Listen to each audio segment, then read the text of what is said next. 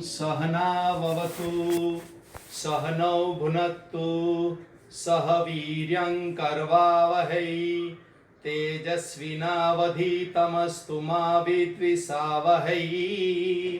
ओम शांति शांति शांति। हरि ओम श्री गुरुभ्यो नमः। हरि ओम। ओम शन्नो मित्र संवरुणः शन्नो भवत्वर्यमां शन्न इन्द्रो बृहस्पतिः शन्नो विष्णुरुक्रमः। नमो ब्रह्मणे नमस्ते वायो त्वमेव प्रत्यक्षं ब्रह्मासि त्वामेव प्रत्यक्षं ब्रह्म वदिष्यामि ऋतं वदिष्यामि सत्यं वदिष्यामि तन्मामवतु तद्वक्तारमवतु अवतु माम् अवतु वक्तारम्। ओम शांति शांति शांति। हरि ओम श्री गुरुभ्यो नमः। हरि ओम। આજનો વિષય છે અનમોલ પ્રેમ અને અનમોલ પ્રેમ એને સમજવા માટે શ્રી કૃષ્ણ અને સુદામા ની મિત્રતા અને પ્રેમને સમજવું ખૂબ જરૂરી છે। તો આજે જે આપમાંથી ઘણા બધાએ મેસેજ કર્યો હતો કે શ્રેષ્ઠ મિત્રતા શ્રી કૃષ્ણ અને સુદામાની, હું એને અનમોલ પ્રેમ કહીશ, જેનો કોઈ મોલ નથી। એ પ્રેમને અનમોલ પ્રેમ કહેવાય। આજે આપણે સમજશું કે કેવી રીતે આ અનમોલ પ્રેમ છે। શ્રી કૃષ્ણ પરમાત્માએ જ્યારે કંસનો વધ કર્યો પછી તેઓ સાંદીપની ઋષિના આશ્રમમાં વિદ્યાભ્યાસ માટે ગયા। ત્યાં તેમની સાથે સુદામા પણ વિદ્યાભ્યાસ કરતા હતો। વિદ્યાભ્યાસ કરવા માટે તેઓએ ગુરુની સેવા કરવી પડે। બંને મિત્રો રોજ લાકડા કાપવા માટે જંગલમાં જાય અને આવી રીતે ગુરુની સેવા કરતા હતા। એક દિવસ વરસાદનો સમય હતો, વરસાદની ઋતુ હતી, એટલે ગુરુમાએ ચણા બંને વિદ્યાર્થીઓને બાંધીને આપ્યા। એક પોટલી સુદામાની અને એક પોટલી કનૈયાની। કનૈયાએ કહ્યું કે મારી પોટલી સુદામા તું જ રાખ, મને જ્યારે જરૂર હશે ત્યારે હું તારી પાસેથી આ ચણા લઈશ। બંને જંગલમાં નીકળી પડ્યા। વરસાદની ઋતુ હોવાથી, લાકડાઓ ભીના હોવાથી, ઝાડ ભીનું હોવાથી તેઓએ ખૂબ લાંબે જવું પડ્યું અને સાંજ પડી ગઈ। અચાનક વરસાદ આવ્યો અને બંને દોડી અને અલગ અલગ ઝાડ પર ચડી ગયા। રાત પડી ગઈ। હવે ઝાડ પર જ રોકાવું પડે એમ હતું। સુદામા બ્રાહ્મણ હતો। બ્રાહ્મણને ભોજન પ્રિય હોય, ક્ષત્રિયને સત્તા પ્રિય હોય, વૈશ્યને ધન પ્રિય હોય અને શૂદ્રને અહંકાર પ્રિય હોય। તેમ સુદામાને ભૂખ લાગી અને તે ચણા ખાવા લાગ્યો। રાતની અંધારો હતું, નીરવ શાંતિ હતી। ચણા ખાવામાં દાંતનો ચાવવાનો અવાજ સંભળાયો। શ્રી કૃષ્ણએ કહ્યું, શું સુદામા ચણા ખાઈ રહ્યો છે? સુદામાને ભૂખને લીધે ખોટું બોલાઈ ગયું। જો સાચું બોલે તો કૃષ્ણના ચણા એ ખાઈ ન શકે અને પોતાના ભાગના ચણાથી એનું પેટ ભરાય એમ નહોતું, માટે તેણે કીધું કે ઠંડી છે માટે દાંત કચકચાવી રહ્યો છું. સવાર પડી, સુદામા બધા ચણા ખાઈ ગયો હતો. સવારે બંને વાતને ભૂલી ગયા અને બંને જંગલમાંથી લાકડા કાપી અને ગુરુગૃહે ગયા.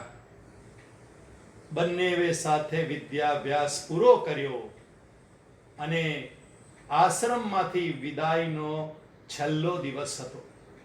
ત્યારે શ્રી કૃષ્ણ પરમાત્માએ પૂછ્યું, હે સુદામા, તને ગુરુની શિક્ષામાંથી શું સમજાયું ને શું ગમ્યું? સુદામાએ કહ્યું, મને નિષ્કામ ભક્તિ વિશેષ ગમી અને અયાચક વ્રત હું લઈશ. શ્રી કૃષ્ણ પરમાત્માએ પણ કીધું, વાત સાચી છે, મને પણ નિષ્કામ ભક્તિ ગમી અને હું ભક્તોનું રક્ષણ કરવાનું વ્રત લઉં છું. બંનેવે આખી જિંદગી બરાબર વ્રતનું પાલન કર્યું. સુદામાએ પણ અયાચક વ્રતનું પાલન કર્યું. અયાચક વ્રત એટલે અયાચક વ્રત. યાચના એટલે કે માંગણી ન કરવી અને માંગ્યા વગર જે પણ દક્ષિણા મળે એ પોતાના પૂરતી વાપરી અને સાંજ સુધીમાં દાનમાં આપી દેવી, સંગ્રહ ન કરવો, એને અયાચક વ્રત કહેવાય. આવા અયાચક વ્રતનું પણ સુદામાએ પાલન કર્યું અને નિષ્કામ ભક્તિ કરી. બીજી બાજુ શ્રી કૃષ્ણ પરમાત્માએ પણ ભક્તિ એટલે કે ભક્તોની સેવા કરવા રૂપી ભક્તિ કરી. તેણે દેવકી વસુદેવને છોડાવ્યા, નંદ બાવા જશોદાને પ્રેમ આપ્યો, ચાણૂર મુષ્ટિકને માર્યા, પાંડવો જે તેના ભક્તો હતા તેનું રક્ષણ કર્યું, દ્રૌપદીનું રક્ષણ કર્યું. આમ બંને વિદ્યાર્થી, બંને શિષ્યોએ પોતે આપેલા એકબીજાના કોલને પાળ્યા. સુદામા પોતાના ગામ જાય છે, મોટો થાય છે, લગ્ન થાય છે, છોકરા થાય છે, પરંતુ એના આ અયાચક વ્રતને લીધે એને જીવન નિર્વાહ ચલાવવામાં તકલીફ પડતી હતી. એ રોજ પ્રવચન કરે અને જે લોકો પ્રવચન સાંભળવા આવે અને જે પણ દક્ષિણા આપે એમાં એનું ગુજરાન ચાલતું. બાકીના સમયે ધ્યાનસ્થ અવસ્થામાં બેસતો અને પરમાત્માની કૃપા થવાથી વિષ્ણુ ભગવાનની ભક્તિ કરતા કરતા એને ધ્યાનમાં જ સમજાઈ ગયું કે જે મિત્ર સાથે એણે વિદ્યા ગુરુકુળમાં પ્રાપ્ત કરી એ મિત્ર જ પરમાત્મા વિષ્ણુના અવતાર થઈને આ જગતમાં આવ્યા છે. માટે એની ભક્તિની તીવ્રતા વધી ગઈ. શ્રી કૃષ્ણ પરમાત્મા માટેની ભક્તિની તીવ્રતા વધી ગઈ. વરસાદનો સમય હતો, લોકો પ્રવચન સાંભળવા આવે નહીં, તો સુદામા પોતાના નિયમનું બરાબર પાલન કરે. ઘરે બેસી અને પત્ની અને બાળકોને લઈને પણ સત્સંગ કરે. પત્ની પણ પતિવ્રતા હતી. પતિનો સંકલ્પ હતો અયાચક વ્રત, તો પત્ની પણ કોઈની પાસે માંગવા ન જાય અને એમના ઘરે પુત્રો પણ સંસ્કારી જ આવે. પુત્રોને પણ 5-6 દિવસથી ભોજન મળતું નથી, છતાંય રોજ પિતાની પાસે સત્સંગ કરી અને સૂઈ જતા. માતાને દયા આવે, માતાથી રેવાયું નહીં. એણે પોતાના પતિ સુદામાને કહ્યું કે તમારો મિત્ર તો દ્વારિકાનો રાજા છે, આપ એની પાસે શા માટે જતા નથી? અને ગુરુકુળમાંથી છૂટતી વખતે પણ શ્રી કૃષ્ણ પરમાત્માએ આપને કહ્યું હતું કે ગમે ત્યારે પણ જરૂર પડે મિત્ર, ચોક્કસ તું દ્વારિકા મારી પાસે આવજે. એણે આમંત્રણ પણ આપ્યું છે, તો જવામાં મને કોઈ સંકોચ દેખાતો નથી. સુદામા કહે છે કે ગરીબ જ્યારે પૈસાદારના ઘરે જાય ત્યારે એક જ ભાવના હોય અને એ હોય છે કે માંગવા માટે આવ્યો હશે. સુદામા કહે છે કે આ મારા કર્મનું જ ફળ છે, આ ઋણ છે, મારે ચૂકવવાનું છે. મેં કરેલા કર્મનું ફળ એ છે કે મને દરિદ્રતા છે. સુદામાએ કહ્યું કે મેં નાનપણમાં ભગવાન શ્રી કૃષ્ણનું અન્ન ખાધું હતું, ભગવાનનો ભાગ ખાધો હતો, માટે મને દરિદ્રતા પ્રાપ્ત થઈ. મંદિરમાં કે આશ્રમમાં આવેલું દાન પણ ભગવાનનો ભાગ છે અને એ ગરીબો માટે છે. પોતાના સ્વાર્થ માટે વાપરવું એ પણ આ સુદામા જેવી પરિસ્થિતિ લાવી શકે એમ છે. આપણે જે કમાઈએ છીએ એમાંનો અમુક ભાગ પણ ભગવાનનો ભાગ હોય છે, એ પણ વાપરવું એ પણ આપણી પરિસ્થિતિ ખરાબ કરી શકે એમ છે. જેટલું આપણે કમાઈએ એમાંથી ભગવાનનો ભાગ કાઢી અને ગરીબ લોકો માટે એ ધનને વાપરવું જોઈએ. આવો ઉપદેશ સુદામા આપે છે, પરંતુ માતાના કાને પુત્રના મોહને લીધે કોઈ વાત પહોંચતી નથી. સુદામાની પત્ની કહે છે કે તમારે માંગવા નથી જવાનું, તમારા અયાચક વ્રતનું તમારે પાલન પૂરેપૂરું કરવાનું છે. ફક્ત તમારે ત્યાં મિત્રને મળવા જવાનું છે અને એ જો પૂછે તો જ તમારે તમારી પરિસ્થિતિ જણાવવાની છે, માંગવાની જરૂર નથી. સુદામા પત્નીના આગ્રહ અને પુત્રોની દશા જોઈ અને કમને તૈયાર થાય છે.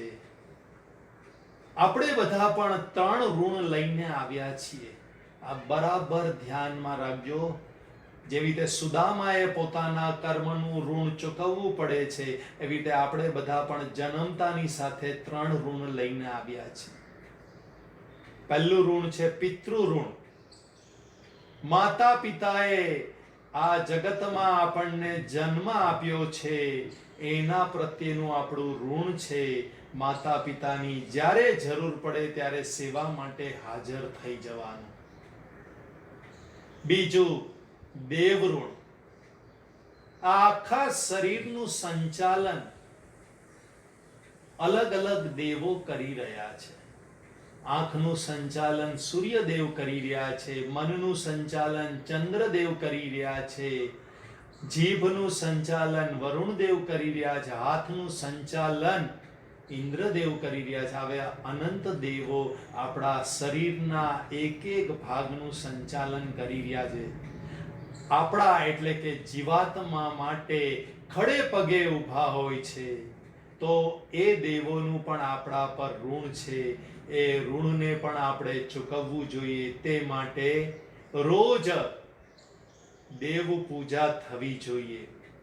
યજ્ઞ યાગાદિ તર્પણ વગેરે નૈમિત્તિક એટલે કે નિમિત્ત પ્રમાણે પ્રસંગોપાત થવા જ જોઈએ. વિધિ વિધાન કર્મકાંડનું પાલન પ્રસંગોપાત થવું જ જોઈએ. આ દેવ ઋણમાંથી મુક્તિ છે. અને ત્રીજું ઋણ છે ઋષિ ઋણ. જન્મના જાયતે શુદ્ર. જન્મતાની સાથે તો દરેક આપણે શુદ્ર જ છીએ, એટલે કે પશુ સમાન જ છીએ, અપવિત્ર જ છીએ.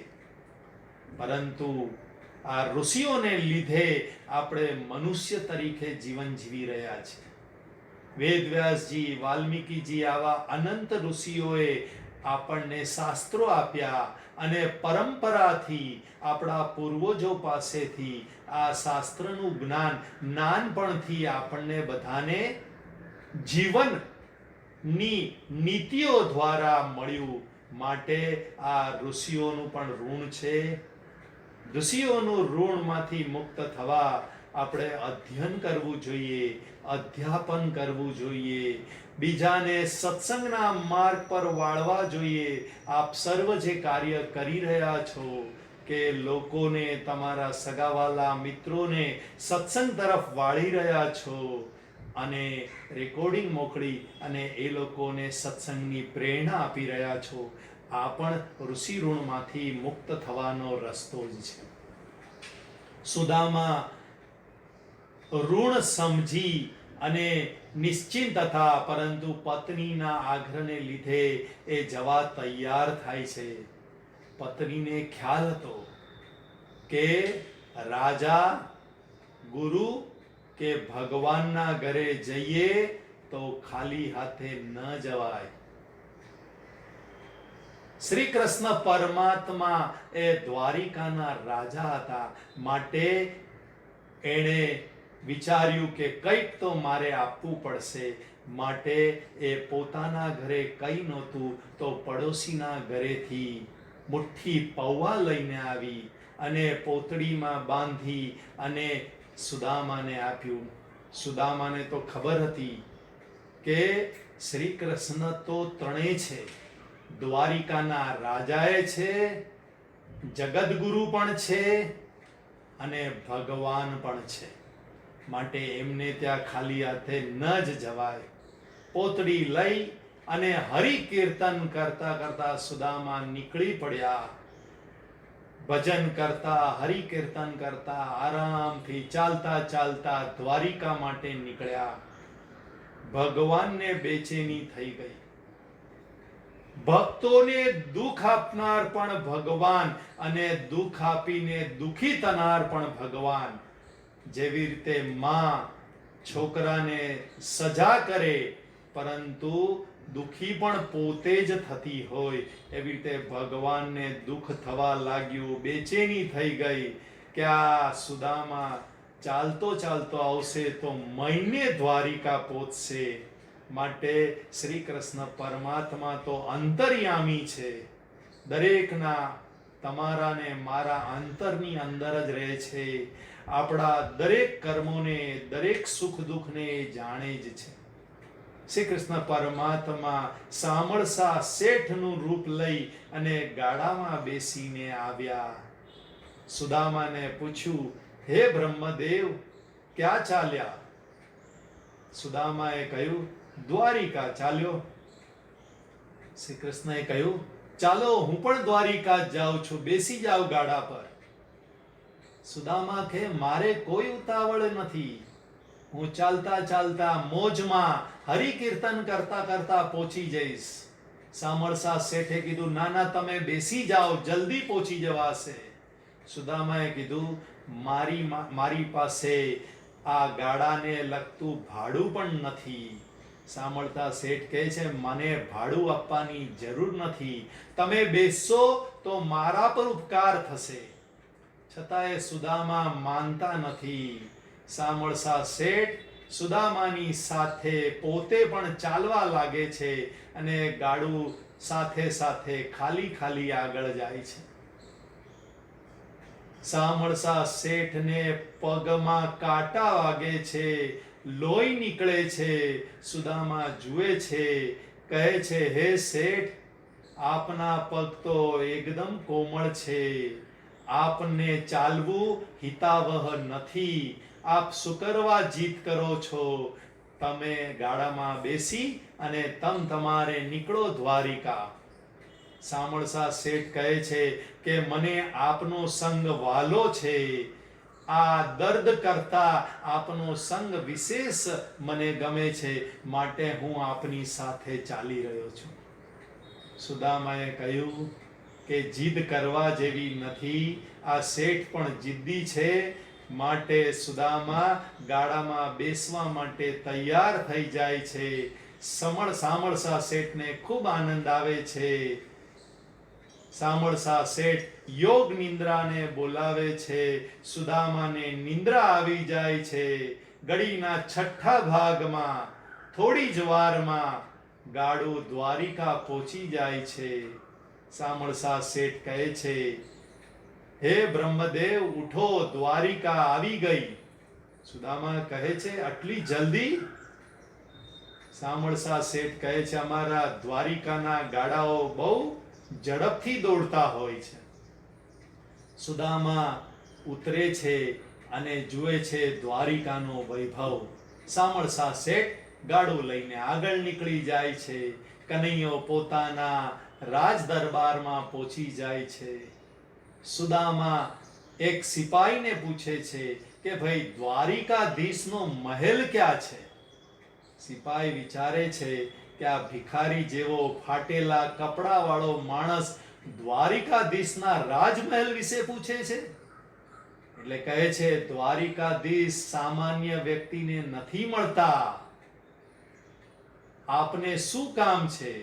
તો કહે છે નહીં, મારે દ્વારિકાધીશને જ મળવું છે. આપ તો ફક્ત મને એટલું જ જણાવો કે આ દ્વારિકાધીશનો મહેલ ક્યાં છે. સુદામાની જીદને લીધે કહે છે કે જો સામે દેખાય એ સોનાનો મહેલ એ દ્વારિકાધીશનો મહેલ છે. સુદામા મહેલના દરવાજે પહોંચે છે, દરવાન અટકાવે છે. હે બ્રહ્મદેવ, ક્યાં ચાલ્યા? મારે દ્વારિકાધીશને મળવું છે. દરવાન કહે છે કે અમને દરેકને સૂચના છે કે કોઈ પણ બ્રાહ્મણ ભિક્ષા લેવા આવે અમારે એમને ભિક્ષા આપી દેવાની. આપે દ્વારિકાધીશને મળવાની જરૂર નથી. આપને જે જોઈએ એ માંગી લો ભિક્ષા, આપને ભિક્ષા મળી જશે. સુદામા હવે ભિક્ષાનું આકર્ષણ રહ્યું નહીં. અયાચક વ્રતનું ભંગ નથી થતો. ભિક્ષા એમણે દરવાને આપવાની વાત કરી તો લઈ શકે એમ. પરંતુ હવે જ્યારે ઈ સામણસા શેઠને મળ્યા, તે ભગવાનના વાઇબ્રેશન્સ એને સ્પર્શ કર્યા, એટલે હવે કનૈયાને મળ્યા વગર એ રહી શકે એમ નહોતા. ભક્તને પણ ભગવાનની તાલાવેલી લાગે ત્યારે જ ભગવાનના દર્શન થાય છે. એમ કઈ સામાન્ય ભગવાનના દર્શન થતા નથી. દરવાનને ખૂબ વિનંતી કરે છે. છેવટે એટલું જ કહે છે કે ભલે હું અહીંયા ઊભો છું, તું જઈ અને દ્વારિકાધીશને કહેવ કે સુદામા કરીને એક બ્રાહ્મણ આપને મળવા આવ્યો છે. દરવાન સુદામાની ખૂબ જીદને લીધે જાય છે અને દ્વારિકાધીશ શ્રી કૃષ્ણ પરમાત્મા હિંચકા પર બેઠા હતા અને દરવાન કહે છે કે એક ગરીબ બ્રાહ્મણ આપને મળવા આવ્યો છે અને મળવાની જીદ કરે છે. એનું નામ છે સુદામા.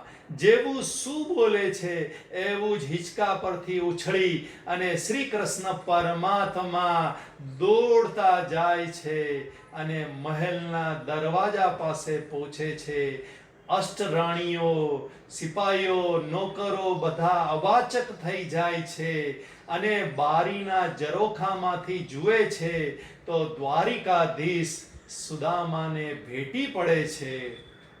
રાણીઓ વિચાર કરે છે કે કનૈયો નાનો હતો ત્યારે ગોપ ગોવાળોની સાથે આવી ગાંડા જેવી લીલાઓ કરતો હતો એવું સાંભળ્યું હતું.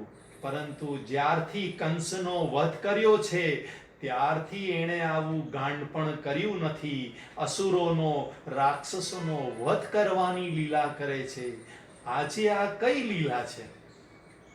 શ્રી કૃષ્ણ પરમાત્મા સુદામાને લઈને રાજમહેલ પર આવે છે, હિંચકા પર બેસાડે છે, રાણીઓ પાસે 7 નદીનું જળ મંગાવે છે, પાત્રમાં જળ પગ મૂકે અને જળથી પગ ધોવે છે, પગમાં લાગેલા કાંટા સાફ કરે છે. જળ આપતા વાર લાગી તો કનૈયો અશ્રુથી સુદામાના પગ ધોવા લાગ્યો હતો. જેમ જેમ કાંટા કાઢે છે એમ કનૈયાને દિલમાં કાંટા વાગ્યા હોય એવો ભાવ થાય છે. સુદામાના પગ ધોઈ અને પોતાના પિતાંબરથી એના પગ સાફ કરે છે. સુદામાને નાહવા માટે મોકલે છે અને પોતાનું એક પિતાંબર એને પહેરવા માટે આપે છે. સુદામા કનૈયાનું પિતાંબર પહેરી અને બહાર આવે છે, હિંચકામાં બેસે છે અને અલક મલકની વાતો કરે છે, આશ્રમની વાતો કરે છે, આનંદ બંને કરતા હોય છે. ભગવાનની તો આ જ રીત છે. ભક્ત જ્યારે દુખી દેખાય ત્યારે આનંદનો સ્રોત વહાવતા હોય છે. આપણે પણ જ્યારે ભક્ત બનશું ત્યારે અંતર્યામી પરમાત્મા આપણને અંદરથી જ આનંદનો સ્રોત વહેવડાવશે. કારણ પરમાત્મા તો સચ્ચિદાનંદ સ્વરૂપ છે. સુદામા પોતાનું દારિદ્ર્ય ભૂલી જાય છે, કૃષ્ણ પરમાત્મા સાથે આનંદની વાતો કરે છે. કૃષ્ણ પરમાત્મા રાણીઓ પાસે 56 ભોગ મંગાવે છે. બંને ભોજન કરવા બેસે છે. સુદામાને અત્યાર સુધી પુત્ર કે પત્ની યાદ આવ્યા નહોતા. જેવું ભોજન જુએ છે અને ઘરના યાદ આવે છે, આંખમાંથી અશ્રુ ઝરે છે. ભોજન મોઢામાં જતું નથી. કૃષ્ણ પરમાત્માને તો બધી જ ખબર હતી. સુદામાને સમ આપે છે, છતાંય એના મોઢામાં અન્ન જતું નથી. ત્યારે કૃષ્ણ પરમાત્મા બાળપણનો પ્રસંગ યાદ કરાવે છે. હે સુદામા, તને તો મારું ભોજન બહુ જ પ્રિય છે. યાદ છે સુદામા? નાનપણમાં મારા ભાગના ચણા તે કેવા પ્રેમથી આરોગ્યા હતા. સુદામાને આંખમાં વ્યથા થાય છે અને એ આંખથી જ કનૈયાની માફી માંગે છે. કનૈયો પણ એને આંખથી માફ કરે છે. સુદામાથી હવે કંઈ બોલાતું નથી. કનૈયાના આગ્રહ અને સમને લીધે સુદામા ભોજન કરે છે. કારણ પોતાની પરિસ્થિતિ પણ એને દેખાડવાની નહોતી.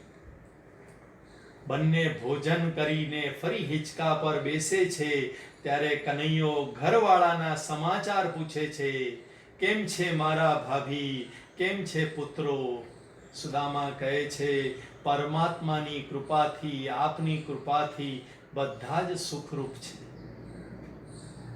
કૃષ્ણ કહે છે, ભાભીએ કંઈક તો મારા માટે મોકલ્યો છે, ખાલી હાથે તો તું આવે જ નહીં. સુદામા પોટલીને સંતાડે છે. કનૈયો કહે છે, સુદામા હવે તો સુધરી જા. મારો ભાગ હજી પણ તું છુપાવી રહ્યો છે. આજે તો હું જૂટવીને મારો ભાગ લઈશ. કારણ મનમાં વિચાર્યું, મારે તારું દારિદ્ર્ય દૂર કરવું છે. ભક્તોને જ્યારે તકલીફ પડતી હોય ત્યારે કનૈયો દોડતો આવી અને સામે આવી અને એનું દારિદ્ર્ય દૂર કરતો હોય છે. સુદામાની પૌવાની પોટલી જૂટવી લે છે અને ખોલીને એક મુઠ્ઠી પૌવા ખાય છે. ત્યાં તો દ્વારિકા જેવું વૈભવ સુદામાને આપી દીધો. એની ઝૂંપડી દ્વારિકાના મહેલ જેવી બની ગઈ. ભાત ભાતના વ્યંજનો, ભાત ભાતના રત્નો, ઝવેરાત સોનાથી ભરાઈ ગઈ. આ બાજુ સુદામાની પત્ની અને પુત્રો આશ્ચર્યચકિત થઈ ગયા, ગભરાઈ ગયા કે આ શું જાદુ થઈ ગયો. ગભરાઈને રાજમહેલની બહાર નીકળી ગયા. વિચારવા લાગ્યા કે રહી સહી અમારી એક ઝૂંપડી હતી એ પણ ચાલી ગઈ. મહેલના દરવાજા પાસે ઓટલા પર બેસી ગયા. લોકો પણ જોવા લાગ્યા કે આ તો ચમત્કાર થઈ ગયો. લોકો એને સમજાવવા લાગ્યા કે આ તો ભગવાનની લીલા છે, ભગવાનનો ચમત્કાર છે, તમારા નસીબ ખુલી ગયા છે. પરંતુ સુદામાની પત્ની કે પુત્રો મહેલની અંદર જતા નથી. જ્યાં સુધી મારા પતિ ના આવે ત્યાં સુધી મહેલનો વૈભવ અમારે મન રાખ સમાન છે. આ બાજુ બીજી મુઠ્ઠી ખાવા જાય છે, હાથ નાખે છે, ત્યાં રૂક્મિણી અને સત્યભામા કનૈયાના હાથમાંથી પૌવા જૂટવી લે છે. કે કનૈયો તો એવો છે કે પોતાનું સર્વસ્વ ભક્તોને આપી દેશે. માટે પ્રસાદની વિનંતી કરી અને સત્યભામા અને રૂક્મિણી પૌવા ખાવા લાગે છે. પતિ કે પત્ની જ્યારે કોઈને દાન આપતા હોય ત્યારે બીજા પાત્રએ એને અટકાવવાનું નહીં. જે ભગવાનને દિલ આપે છે, ભગવાન એને દિલ દઈને આપે છે. માટે ચિંતા કરતા નહીં. ઘરનો કોઈ પણ સદગુણી વ્યક્તિ જ્યારે દાન આપતું હોય તો એને પ્રોત્સાહન આપજો, એને અટકાવતા નહીં. ભગવાન તમારું ધ્યાન રાખશે. સુદામાના પૌવા ખાધા, ફરીથી વાતોમાં ચડે છે. અચાનક શ્રી કૃષ્ણ પરમાત્મા બોલવાનું બંધ કરી દે છે. સુદામાને થયું કે હવે ભગવાન સંકેત આપી રહ્યા છે, મારે અહીંયાથી જવું જોઈએ. સુદામા જવાની પરવાનગી માંગે છે. કનૈયો તો એ જ ચાહતો હતો કે હવે સુદામા અહીંયાથી જલ્દીથી જાય. તરત પરવાનગી આપી દે છે. સુદામા જાય છે. કનૈયો એને રોકે છે. હે સુદામા, આ મારું પિતાંબર તો પાછું આપી દે, નહીતર લોકો કહેશે કે મિત્ર પાસે ભીખ માંગવા માટે આવ્યો હતો. તારી નિષ્કામ ભક્તિ લજાય એવું મારે કંઈ નથી કરવું. તારું અયાચક વ્રત મને યાદ છે એવું મારે કંઈ નથી કરવું. સુદામાને અંદરથી ખૂબ દુઃખ થાય છે કે મિત્ર પાસે હું મારી પરિસ્થિતિ જણાવવા આવ્યો હતો, પરંતુ અહીંયા પરિસ્થિતિ જણાવવાનું તો દૂર રહ્યું, મારાથી કંઈ બોલાયું નહીં. કનૈયો તો પિતાંબરે પાછું માંગી લે છે. પોતાની ફાટેલી પોતડી પહેરી કનૈયાને પિતાંબર આપી ઝડપ પગે ડબલ સ્પીડે ત્યાંથી નીકળે છે. દ્વારકામાંથી બહાર નીકળે છે. ફરીથી સામળસા શેઠ આવે છે ગાડું લઈને. હે બ્રહ્મદેવ, ક્યાં ચાલ્યા? પાછા ચાલ્યા? બ્રહ્મદેવ કહે છે, બસ મારું કામ પૂરું થઈ ગયું, હવે મારે જલ્દીથી ઘરે જવું છે, મને ઘર સાંભળી રહ્યું છે. સામળસા શેઠ કહે છે, તો ચાલો બેસી જાઓ, હું પણ તમારા ગામે જ જાઉં છું. આ વખતે સુદામાએ કોઈ જીદ કરી નથી, કારણ કાર્ય નિષ્ફળ થયું. એના દુઃખને લીધે જલ્દીથી પત્ની અને પુત્રોને મળી અને આ સમાચાર આપવા હતા કે કનૈયા પાસે હું કંઈ જ કરી ન શક્યો. સામળસા શેઠના ગાડામાં બેસી જાય છે. સામળસા શેઠ સુદામાને એના ગામ પાસે ઉતારે છે અને ત્યાંથી ચાલ્યા જાય છે. સુદામા જુએ છે કે પોતાની ઝૂંપડીની જગ્યાએ મહેલ ઊભો થઈ ગયો. પત્ની અને પુત્ર પાસેથી વિગત જાણે છે અને એની આંખમાંથી આંસુ આવી જાય છે. વિચારે છે કે હું કેવો અભાગ્યો, કે હું કૃષ્ણ વિશે શું વિચારતો હતો, પરંતુ કૃષ્ણએ મને આપ્યું તો એના જેટલું જ આપ્યું અને માંગ્યા વગર આપ્યું. મને જ ભગવાન પર વિશ્વાસ નહીં રહ્યો, ત્યારે જ મેં એના પર શંકા કરી. આ છે અનમોલ પ્રેમ. સુદામાને પણ પરમાત્મા પ્રત્યે પ્રેમ હતો, એટલે જ નિષ્કામ ભક્તિ કનૈયાની કરતા હતા. કનૈયાને પણ ભક્તો પ્રત્યે પ્રેમ હતો. આનો કોઈ મોલ નથી. દ્વારિકાનું રાજ પણ આપી દે તો એ સુદામાની મિત્રતાનો, સુદામાની ભક્તિનો મોલ કરી શકે એમ નહોતો. એ કનૈયાએ દેખાડ્યું. આ વાર્તા સુદામા અને કૃષ્ણની નથી, આ વાર્તા આપણા બધાની છે. અને આ વાર્તાનો લક્ષાર્થ સમજવા માટે એક હજુ વાર્તા સમજવી પડે. વાર્તાનું નામ છે ફૂટપ્રિન્ટ. એક વખત ભક્તને સ્વપ્ન આવ્યું. એ સ્વપ્નમાં એણે 4 પગ જોયા, 2 પાછળ 2 આગળ, પછી 4 પગ સાથે જોયા અને પછી અંતે 2 જ પગ જોયા. એની નિંદ્રા ઉડી ગઈ અને ભગવાનને જઈને પૂછ્યું, આ શું ચમત્કાર છે? ત્યારે ભગવાને કહ્યું કે જે 2 પગ પાછળ હતા તે પરમાત્માના હતા અને બે પગ આગળ હતા એ જીવના હતા, તારા હતા. જ્યારે જીવ પરમાત્માના રસ્તે ચાલે છે ત્યારે પરમાત્મા પાછળથી ધ્યાન આપે છે. જીવને દુઃખ પડે છે ત્યારે પરમાત્મા ખભા પર હાથ રહી અને એની સાથે સાથે ચાલે છે.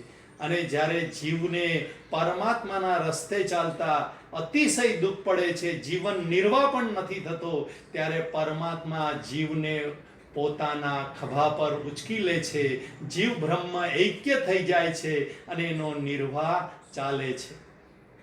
આમ સુદામા એ જીવાત્માનું પ્રતીક છે અને કનૈયો એ સારથીનું પ્રતીક છે અને ગાડું એ શરીર છે. આપણા શરીર રૂપી ગાડાની અંદર સુદામા એ છે ને કૃષ્ણ એ છે. આ કૃષ્ણ પરમાત્મા જ આપણું જીવન નિર્વાહ ચલાવે છે. જો ભક્તિ કરતા રહેશું, પરમાત્માના શરણે રહેશું તો ચોક્કસ આપણું ધ્યાન રાખશે જ. ઓમ પૂર્ણમદ પૂર્ણમિદં પૂર્ણાત પૂર્ણમુદચ્યતે પૂર્ણસ્ય પૂર્ણમાદાય પૂર્ણમેવાવશિષ્યતે. ઓમ શાંતિ શાંતિ શાંતિ. હરિ ઓમ. શ્રી ગુરુભ્યો નમઃ. હરિ ઓમ.